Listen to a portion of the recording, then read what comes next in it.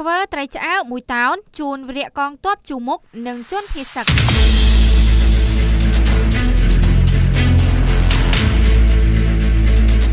ស្មារតីសាមគ្គីភាពពីសំណាក់បងប្អូនប្រជាពលរដ្ឋនៅសមរភូមិក្រោយដោយមិននៅស្ងៀមនោះទេគឺបាននាំគ្នាធ្វើត្រីឆ្អើរាប់រយពាន់ចង្កាក់ដើម្បីយកទៅជូនដល់វីរៈកងទ័ពជួមុខរួមទាំងជនភៀសសឹកនៅខេត្តព្រះវិហារដោយមើលឃើញសកម្មភាពល្អបែបនេះឯកឧត្តមអ៊ុនចន្ទដាអភិបាលខេត្តរួមនឹងសហការីបានចុះពិនិត្យមើលសកម្មភាពបងប្អូននាំគ្នាធ្វើត្រីឆ្អើកាលពីព្រឹកថ្ងៃទី12ខែមករាឆ្នាំ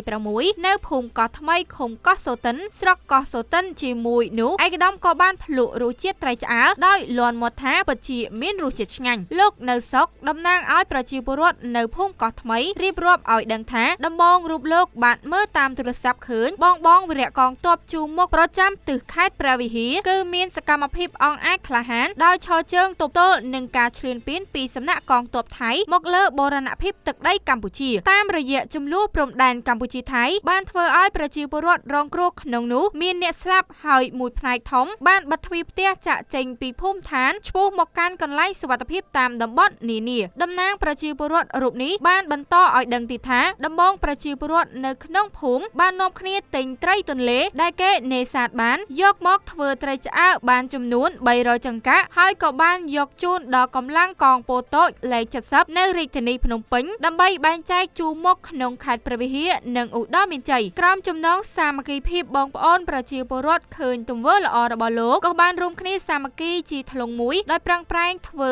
ត្រីឆ្អើឲ្យបានកាន់តែច្រើនឡើងដោយគិតរហូតមកដល់ព្រឹកថ្ងៃទី12ខែមករាឆ្នាំ2026គឺជាថ្ងៃទី4ហើយបើគិតពីបរិមាណត្រីរាស្រស់ដែលទិញពីបងប្អូននេសាទបានប្រហែលជា400គីឡូក្រាមយកមកធ្វើត្រីឆ្អើបើគិតរហូតដល់ល្ងាចថ្ងៃទី12ខែមករាគឺអាចលើសដល់1200ចង្កាក់ទោះបីត្រីទន្លេមេគង្គមិនសូវត្រូវក៏ក្រុមការងាររបស់លោកបានប្រឹងប្រែងទិញយកមកគឺមានប្រជាពលរដ្ឋប្រុសស្រីក្មេងចាស់ក្នុងភូមិក្នុងរង្វង់30នាក់ជាងក្នុងនោះមានទាំងបងប្អូនខ្មែរអ៊ីស្លាមបាននាំគ្នាជួយធ្វើដោយមិនគិតពីថវិកាអ្វីនោះទេតាមគោលបំណងធ្វើត្រីឆ្អើនេះឲ្យបានមួយតោនដើម្បីយកទៅជូនដល់បងវីរៈកងទ័ពជួមុខរួមទាំងជនភៀសសឹកនៅតាមតំបន់មួយចំនួនដែលកិច្ចពីក្របផ្លោងរត់មកនៅបណ្ដោះអាសន្នតាមតំបន់សុវត្ថិភាពនានាជាក់ស្ដែងនៅព្រឹកថ្ងៃទី12ខែមករាគឺមានពលរដ្ឋមកជួយរហូតជិតដល់100នាក់ឯណោះដើម្បីបង្កើនការងារឲ្យឆាប់រួចរាល់ហើយឯកឧត្តមអ៊ុនចន្ទដាអភិបាលខេត្តក៏បានចូលមកពិនិត្យដោយផ្ទាល់ព្រមទាំងបានភ្លក់រសជាតិត្រីឆ្អើកោះថ្មីលន់មាត់ថាមានរសជាតិឆ្ងាញ់មិនតែប៉ុណ្ណោះក៏បានឲ្យលោកនៅសុកបង្កើតសហ